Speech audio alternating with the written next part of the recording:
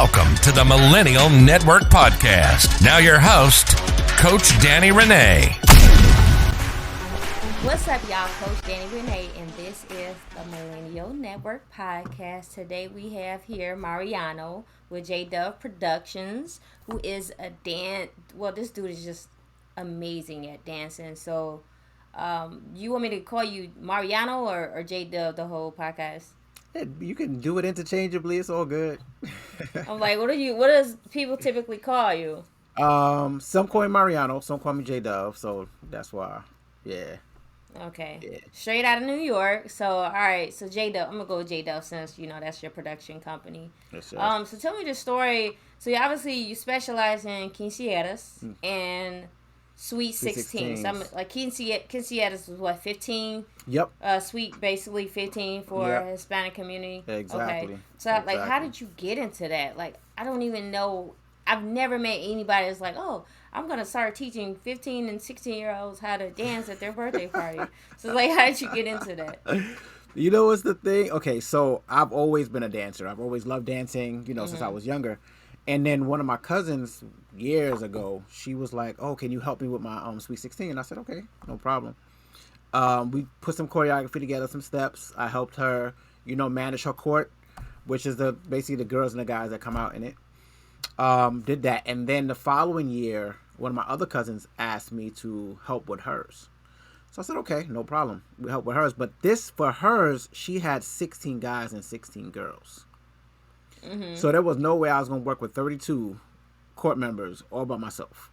So I asked my homegirl, Denise, to step in with me so she would work with the girls, I would work with the guys.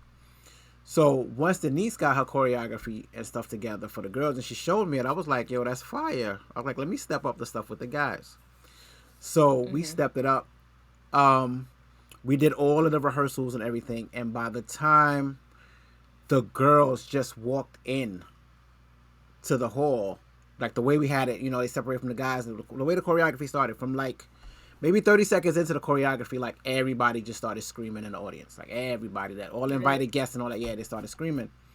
So we was like, okay, fire. By the time we finished the choreography, 3 girls came up to us and they said, well, my sister's Sweet 16 is next year. We planning everything. How much do you charge? And at the very beginning, I was like, I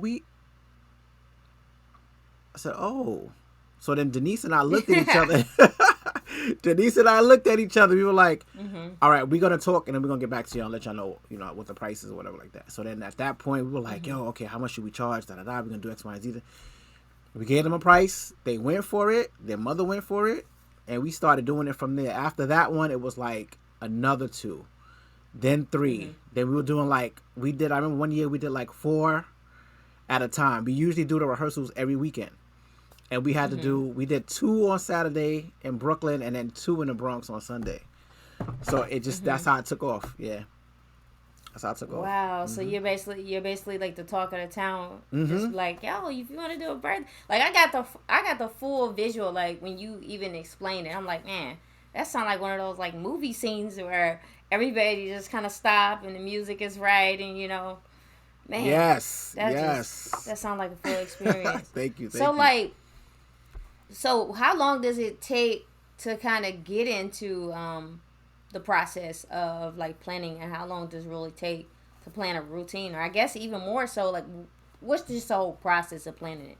So the whole thing, my process, we usually do between 12 to 16 weeks, usually no less than 12 weeks, because we are working with a lot of novice who aren't dancers. They're just like, let's say, for example, you're having a Sweet 16 and you have a bunch of your friends and the family members who, like, your aunt said, okay, my son needs to be in it. And your mother said, okay, your cousin such and such has to be in it.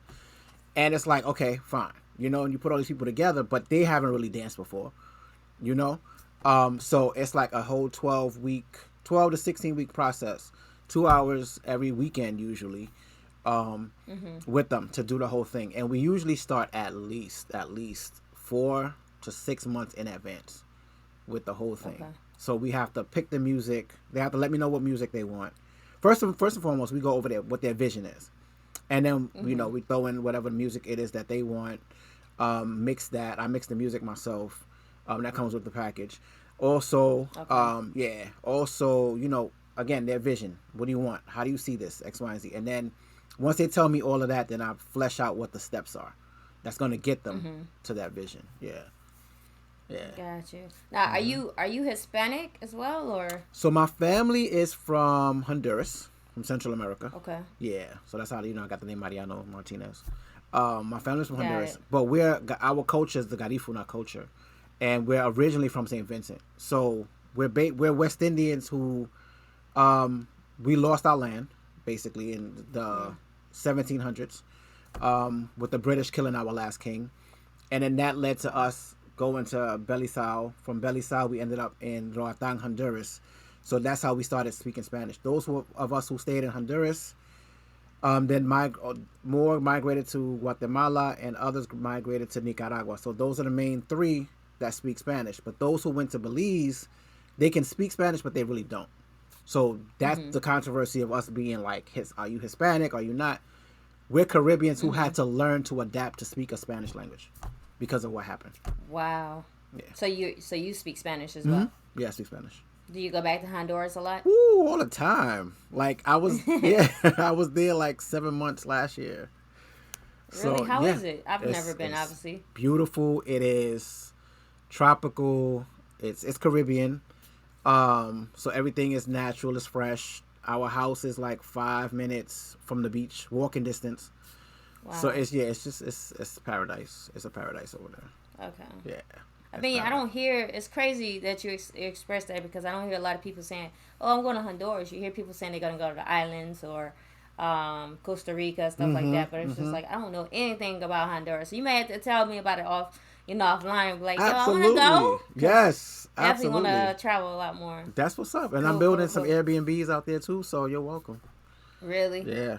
Yeah. You know what? I mean, that's another conversation. But even when it comes to Yeah. Airbnb, it's just like, I wonder where that market is going, future wise. I know here in Atlanta, it's excuse me, with them having some kind of permit recently. I'm curious to know what that market is going to look like. And then one of the like guys kind of like taught me the business. He actually acquired condo units. Yeah. Like entire apartments, or like they giving him like 20 something, 30 something units in the Dominican Republic, and he's basically coming back like, hey, I got these units if you want to get one. I mean, not in the DR. I'm sorry. I think it's the Philippines. Okay. Yeah, the Philippines. Like, hey, I got these full I heard about package. that. Yes. I sell it to you. Yada yada yada. So I'm like, I heard about those. I'm curious to know what it's like overseas. Yeah. Cool. All right. So. Go ahead. All right, go ahead. What were you gonna say? Yeah, no. I've heard about that whole Philippines play, and there's somewhere else because they're building it up, and yeah, those who do Airbnb and stuff like that, they're acquiring those, which is a perfect play, like a perfect play. Yeah. Definitely. Yeah. Okay, so as far as like choreography, so you mentioned your cousin. So I'm assuming like your cousin Hispanic, or based on the background that you mentioned, that did your cousins pay you, or you was just like, No. hey, I'm gonna do it for you? I You did it for charge free. all? Yeah, no, I didn't charge at all. I didn't charge at all. Yeah, I didn't charge her. I didn't charge both of them. Neither one of them. I didn't charge. It was like, Wow. yeah, because it was out of the kindness of my heart. That was my gift also to them. Plus, I love to do it. So, and that's part of the things that I say, where it's like, everybody always wants to charge off the rip. Sometimes you just gotta give it away for free, or use that as social proof, or use that as your rehearsal process, and even from that you're gonna learn, and then from there money's gonna come.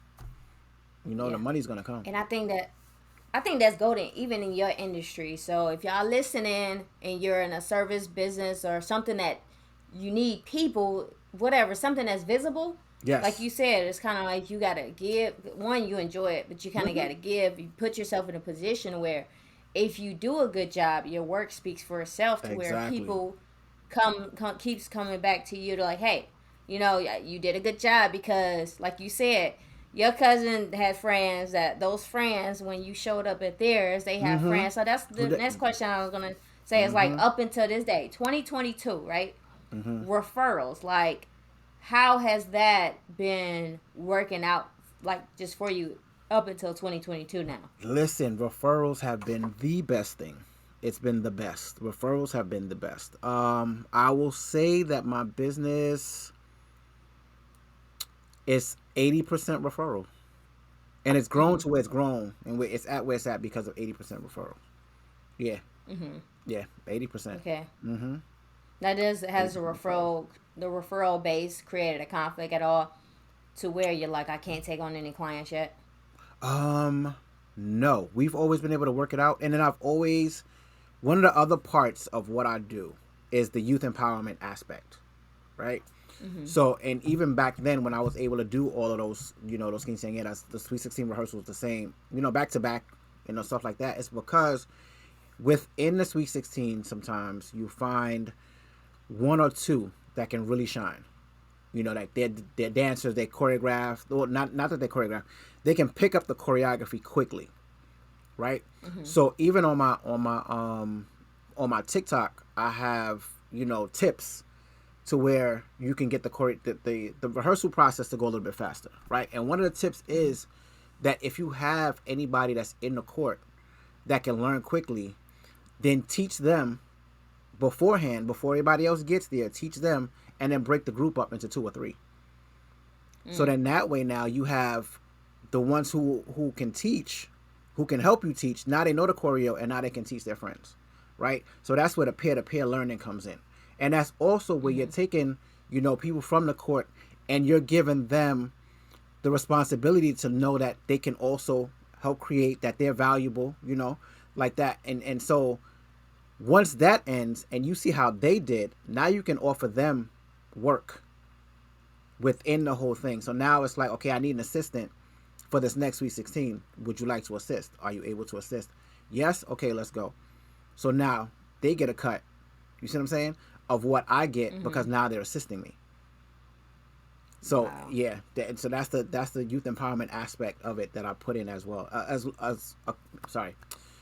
Along with everything else that comes in: time management, punctuality, how to work as a team, how to get along with people on your team, how to get to the goal even though you don't get along with people on your team, still accomplishing the goal. You know what I'm saying? All of that. Those are all the things. How to create an alter ego, because some of these court members are shy. Like I said, they're novices and they were just thrown in there. Some of them don't want to be there, and then some of those are my favorites because they didn't want to be there, but now they see their value in this whole process and their value in themselves. So yeah. Wow. So does like the person who's quinceañera or Sweet 16, they'll be like, all right, my family is gonna pay for this, and these are all my different friends that I want in it.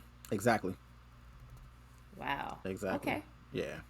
So what's the difference first you started out, I'm assuming, with quinceañeras, then you moved over to Sweet 16?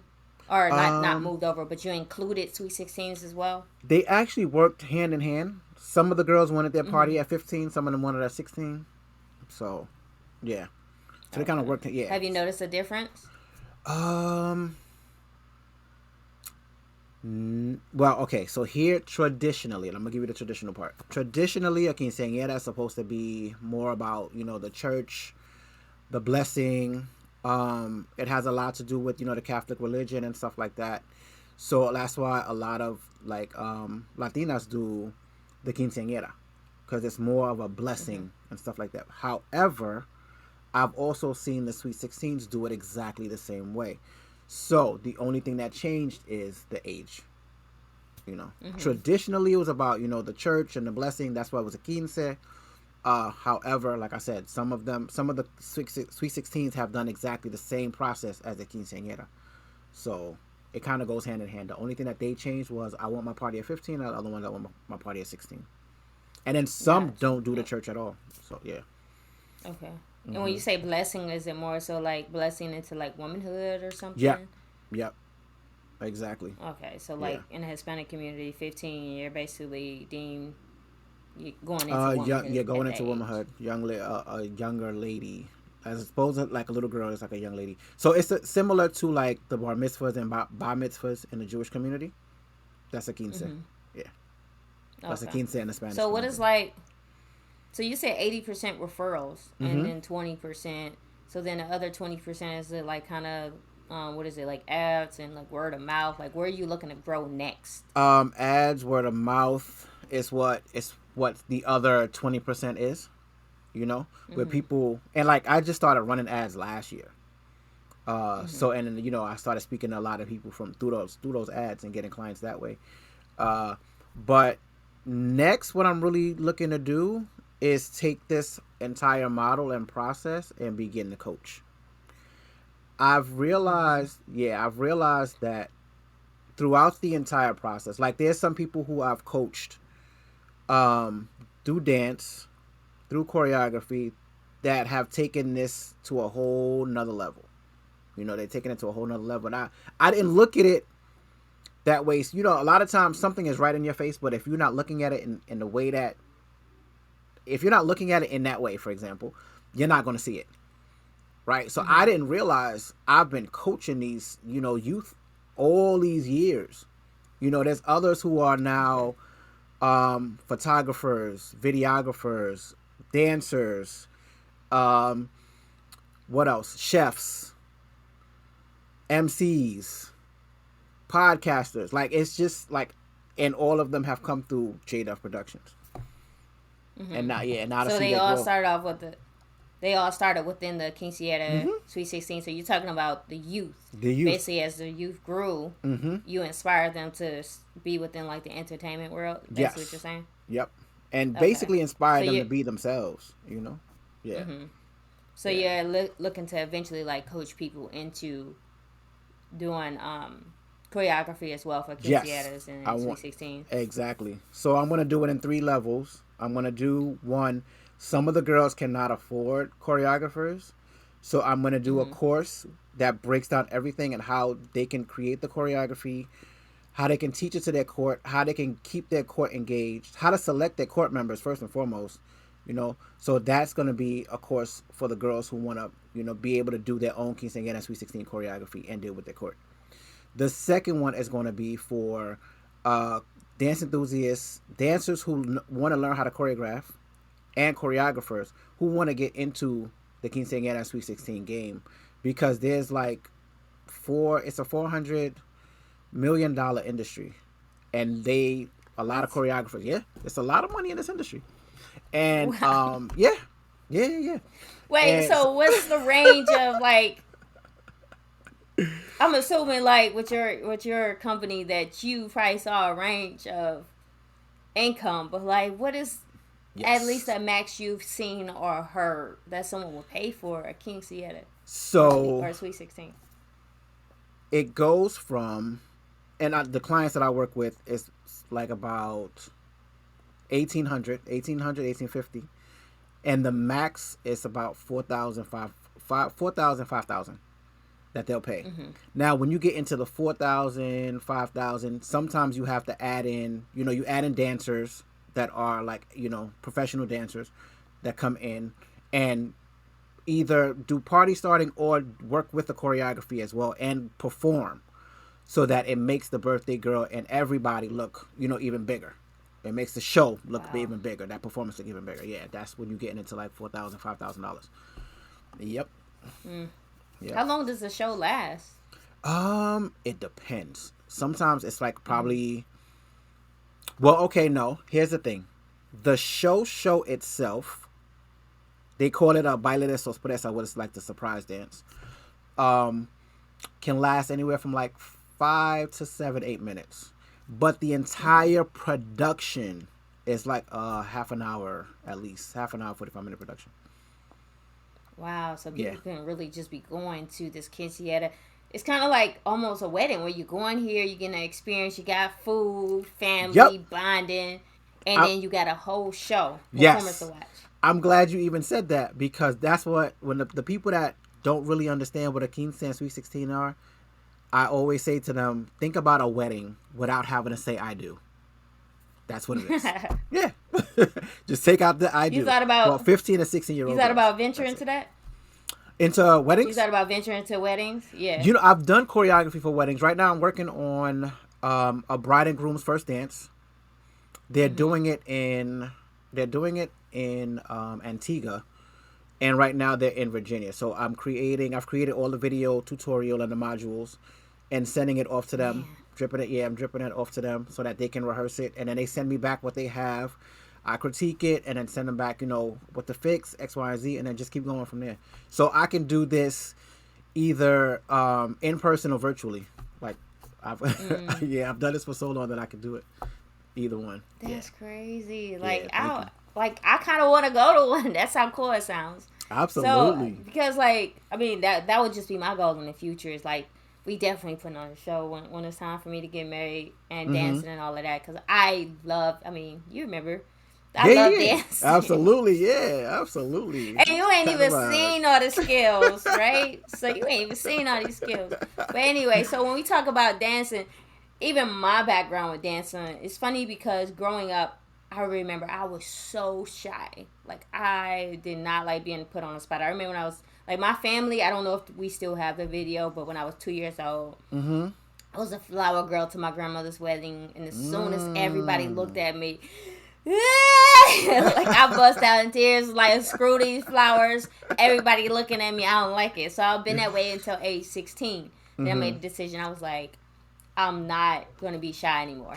And then that was like when Usher came out. Chris Brown started popping, kind of like around that same time. And then I was trying to dance like them. I remember when one of Usher's songs, dang, how did the song go?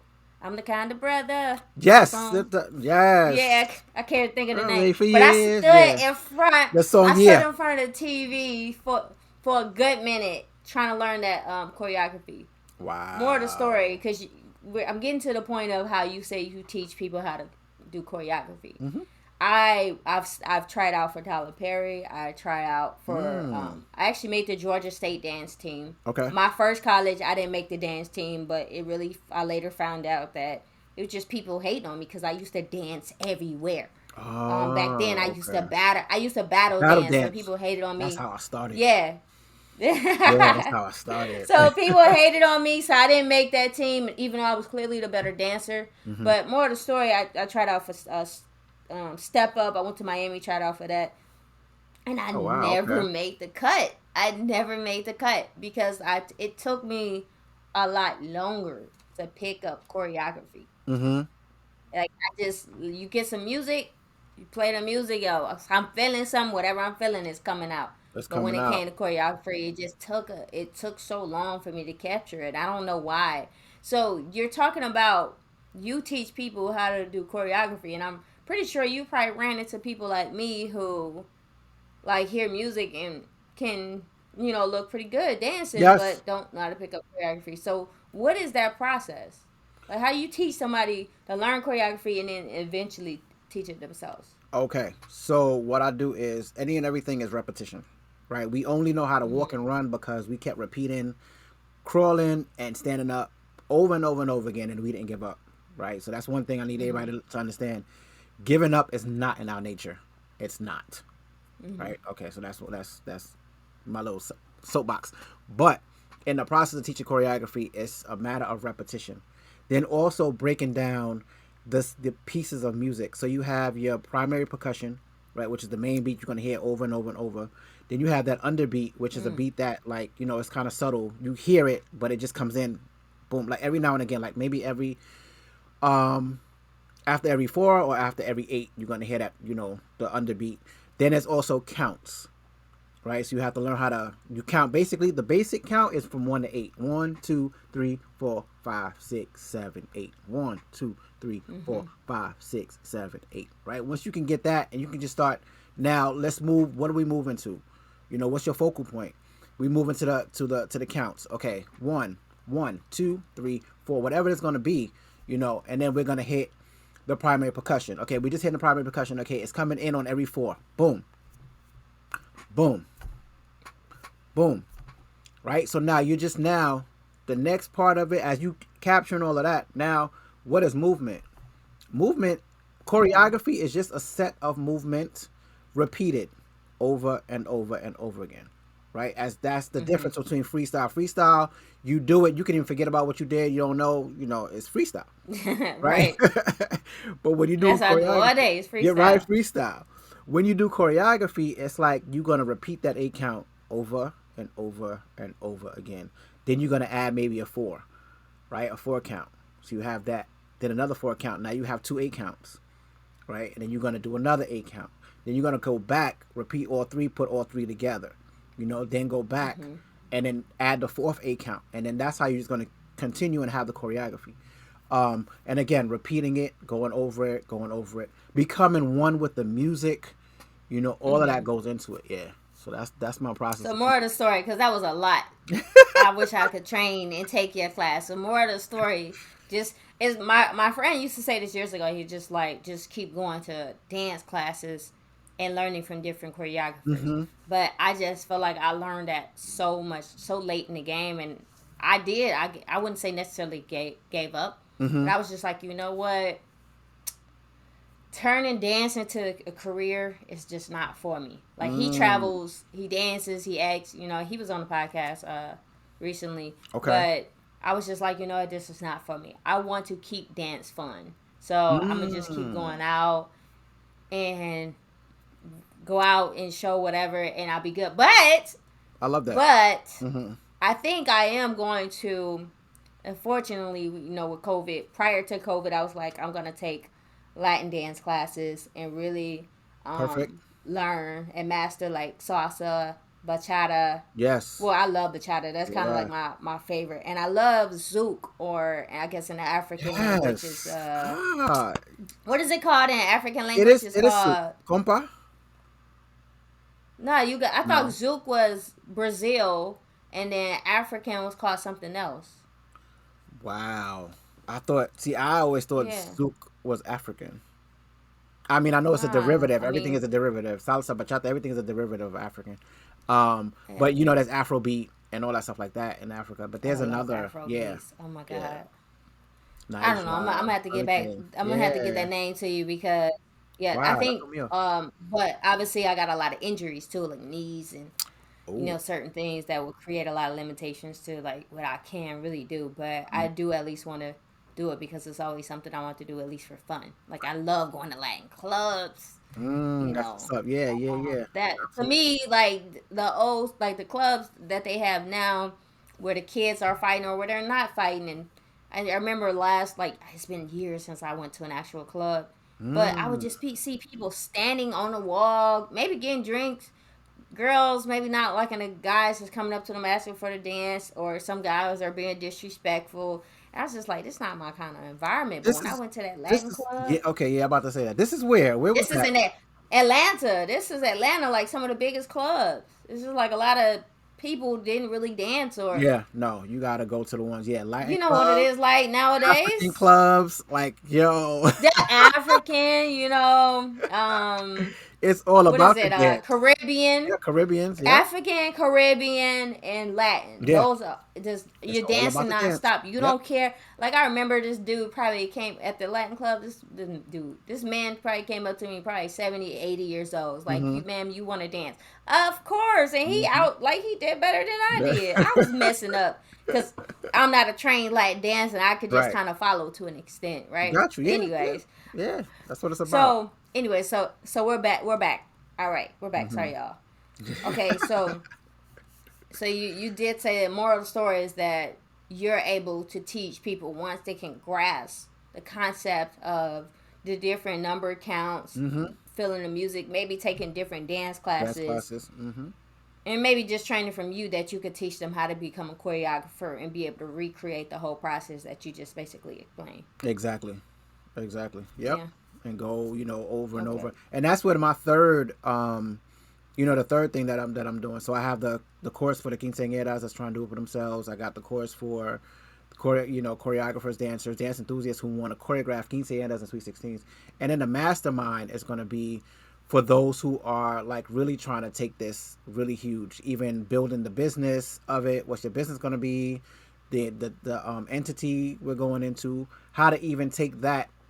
And when it's downtime for quinceañeras and sweet 16s, you still have your vendor number for the school system, because I'm in that too.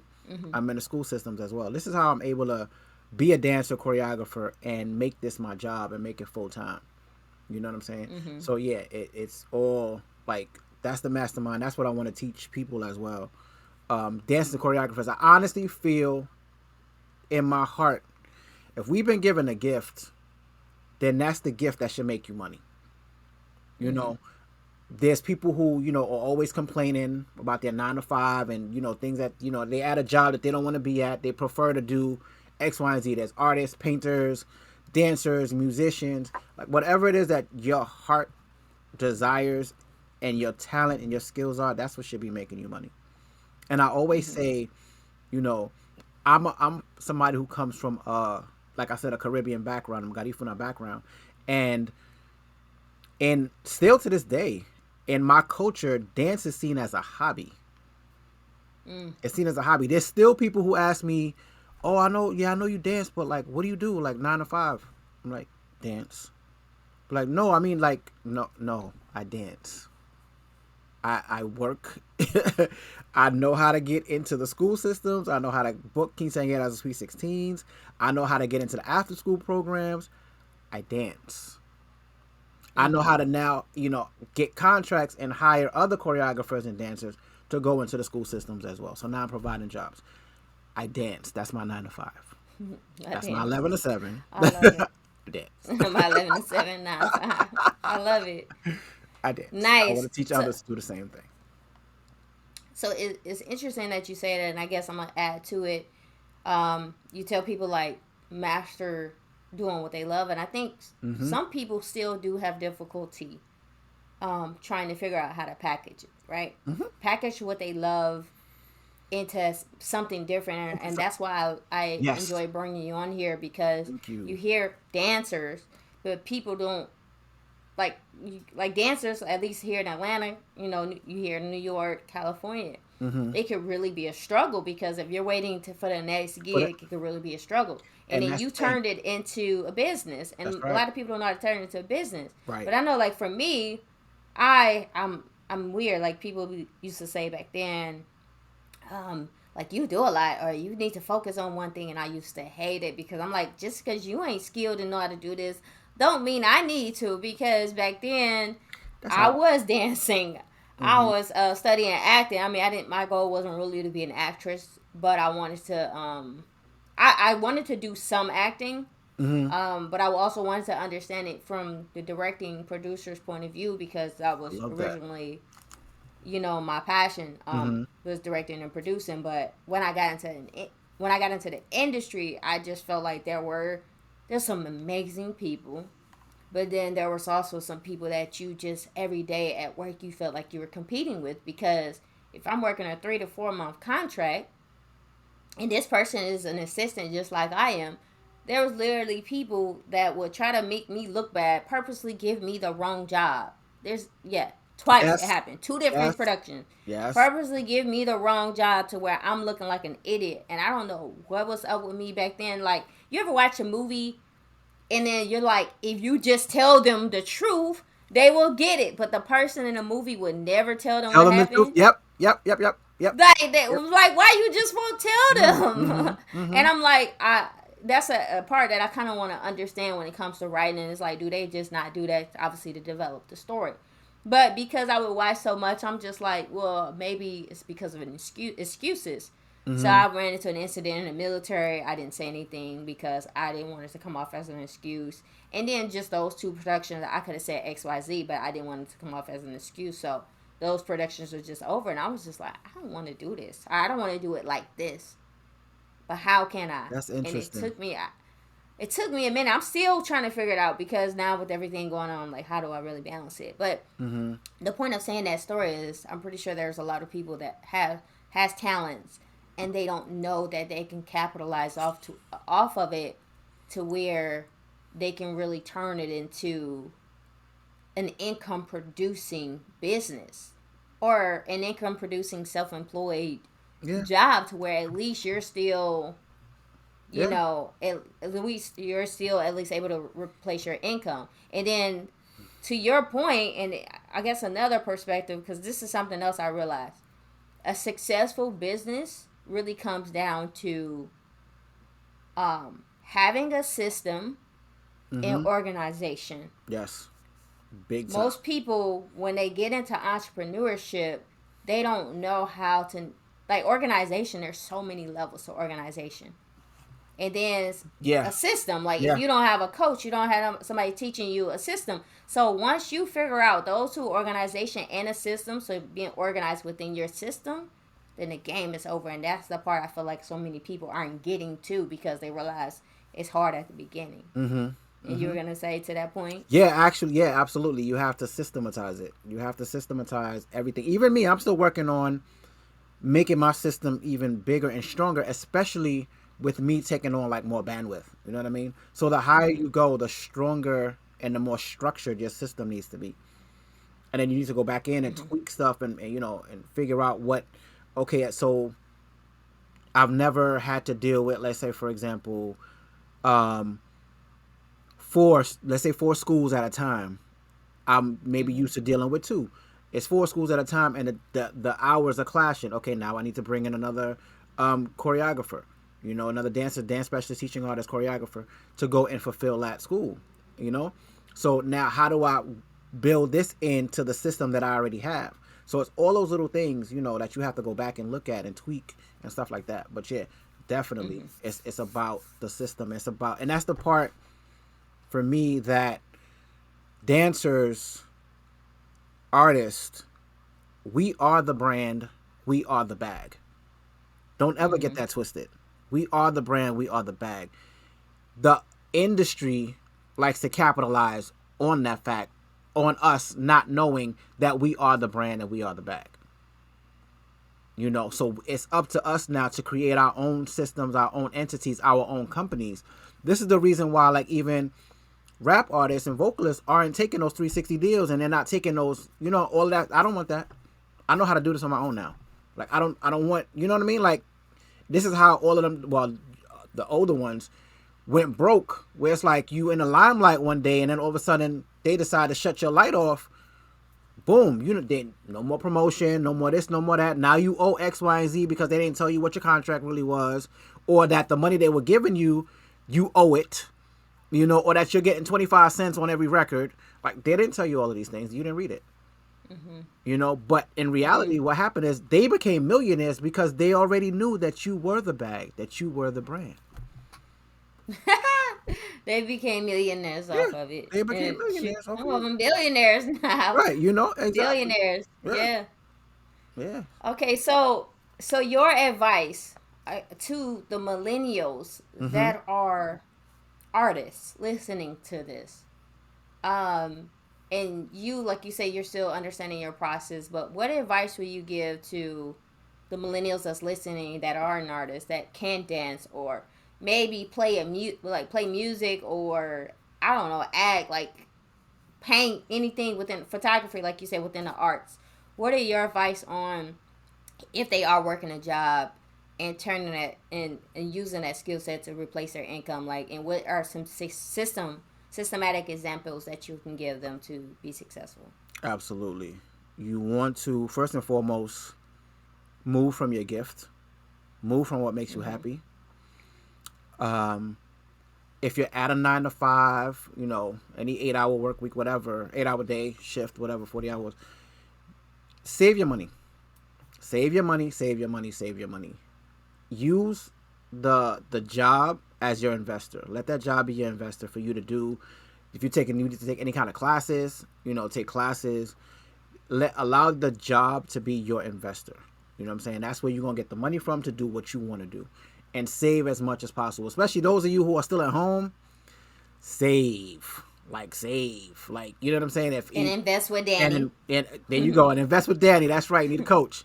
You know what I'm saying? So it's like, as much as you can, and keep going, because here's the thing that I know. As I don't know, many people said it, you know, you can't see the full road. You just have to start. You can never see the full road to your destination. You just have to start. And as you're moving, you start seeing more and more and more and more and more pieces that go together, right? Watch out for naysayers. Anybody who even, you know, and it's going to be people that love you because they're trying to protect you. And there's also going to be the inner voice inside your head telling you, you know, just be safe. Go get a 9 to 5 or stay at your 9 to 5. Don't you dare go out and use your talent. You know what I'm saying? You're not gonna make no money. Da, da, da.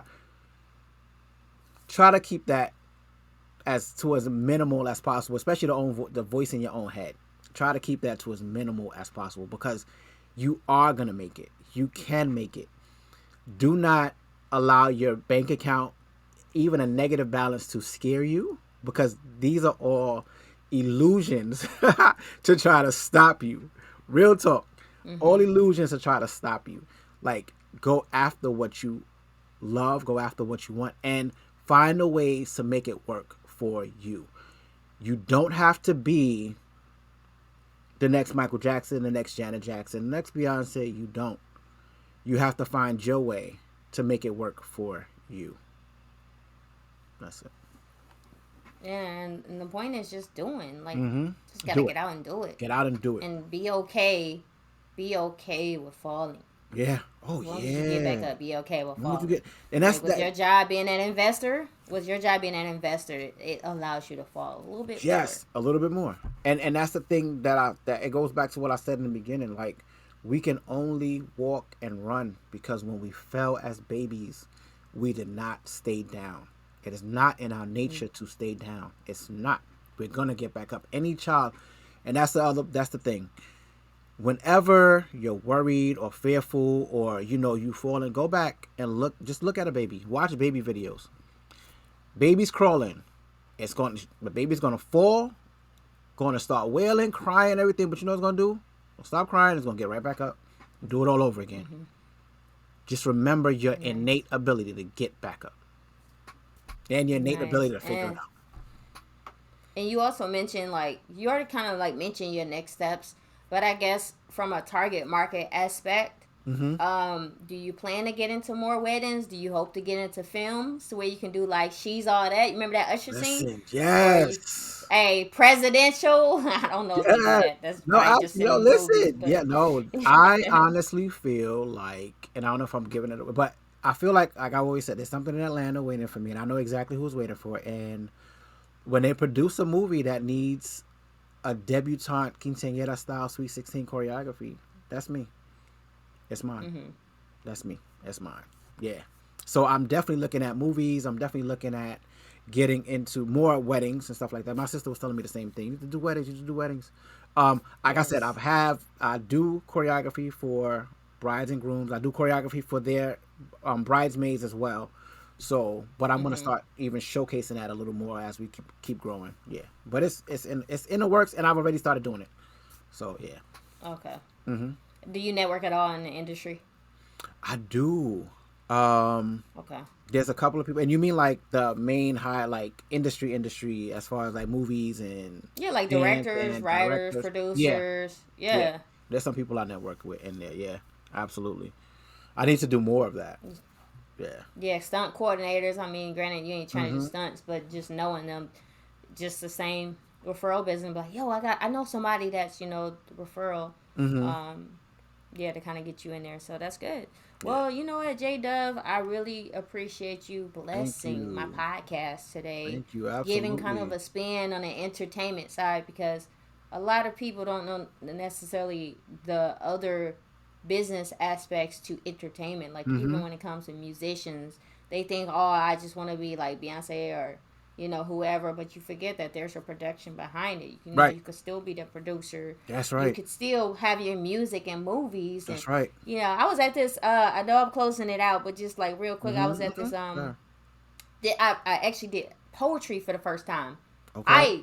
I recited my poetry at this small little event not far from me, one in these outskirts cities. And then it was this girl, she played her music, and it was amazing. Like, I was like, okay, this girl, I had to follow her and everything. And then I was watching one of these new black TV shows, and her music was in it.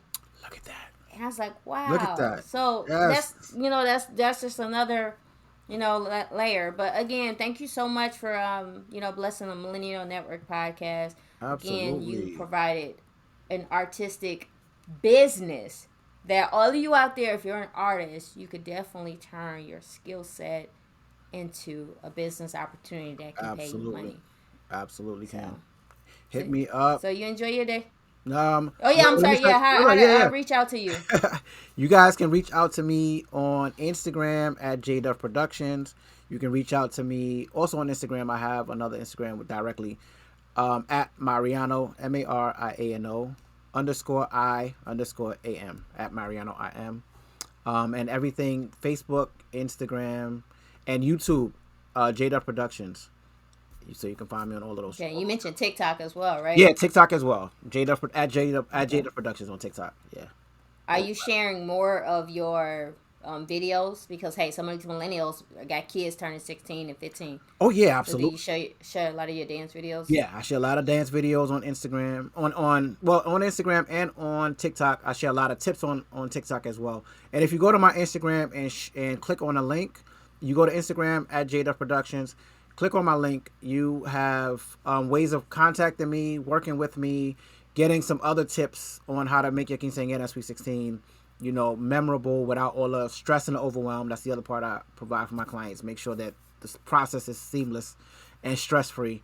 So all of those things are in the link. And they're in the link in TikTok as well. Okay, and you'll travel for them also? Absolutely. Part of the package. If we're doing anything virtual, I send out the videos. We work virtually, and then I'm there the day before for a full rehearsal, and I'm there the day of the event with them as well. So, yeah, either myself or my staff. Mm-hmm.